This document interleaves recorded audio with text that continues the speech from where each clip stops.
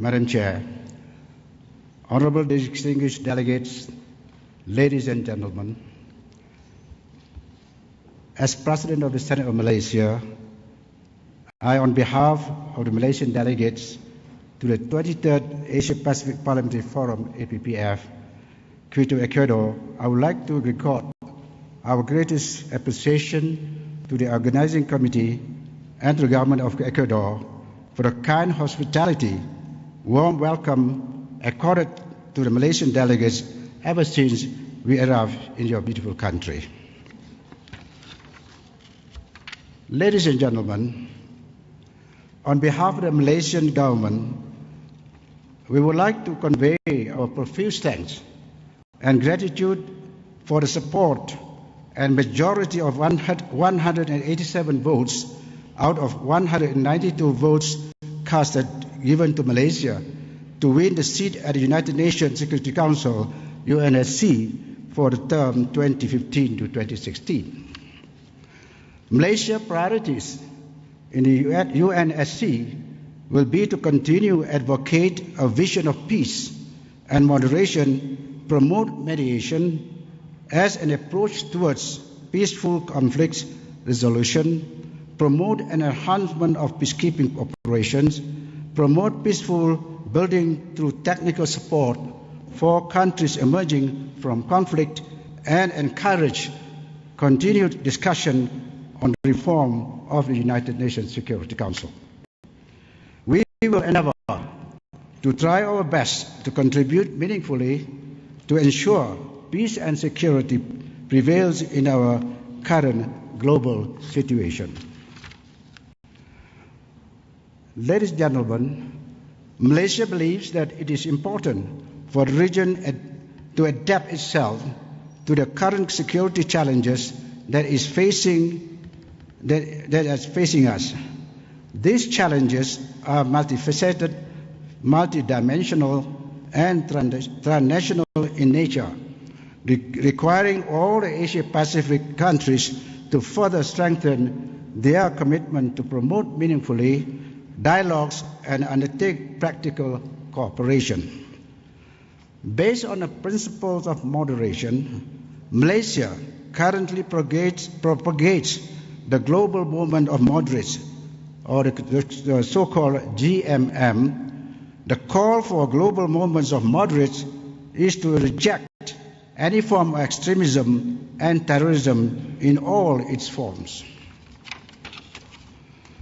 Ladies and gentlemen, Malaysia, together with ASEAN, are bound in an agreement signed with the People's Republic of China, and the parties involved having been working actively to maintain peace and stability in the South China Sea, affirming the Declaration on the Conduct of Practice in the South China Sea, or the DOC, which embodies the collective commitments of the parties to the promotion of peace, stability, and mutual trust in the South China Sea, as well as peaceful settlement of disputes in accordance with the international law of the sea, or UNCLOS and TAC.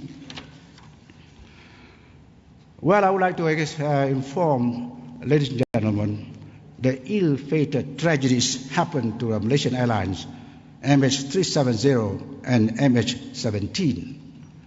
Malaysia wishes to thank all those who came to lend help and support when we encountered an ill-fated tragedies of Malaysian Airlines flight MH370 and MH17. The world has yet to pick up on any of the obvious clues as to what might have happened to the Malaysian Airlines MH flight 370 from Kuala Lumpur to Beijing that disappeared on the 8th of March 2014, together with 239 passengers and crews on board. Within 4 months, unfortunately, Malaysia encountered another airline flight MH17, while en route from Amsterdam to Kuala Lumpur, was shot down, ended up crashing straight into the Ukraine conflict areas, killing all the 209 19 innocent lives on board. We strongly demand the incident to be thoroughly investigated with the help of all international countries involved. We want the perpetrators, whoever they are, responsible for the downing of the flight MH17 be brought to justice in accordance to the international law. Malaysia has led the call on the United Nations International Civil Aviation Organization, ICAO, for the finding of a solution to implement real-time aircraft tracking system and more comprehensive sharing of information.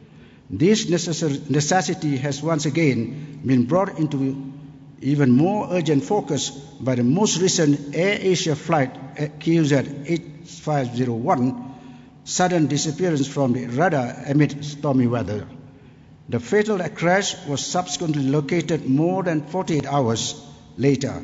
As such, Malaysia strongly calls upon the APPF states and the rest of the world to accept as obligatory that all commercial airlines to use global flight tracking system for the civil aviation safety and security.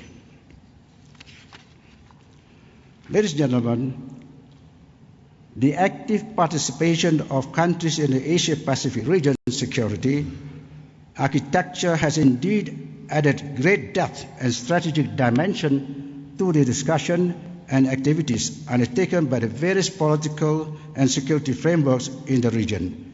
Indeed, these have contributed towards ensuring regional as well as international peace, security, and stability. Thank you very much for your attention.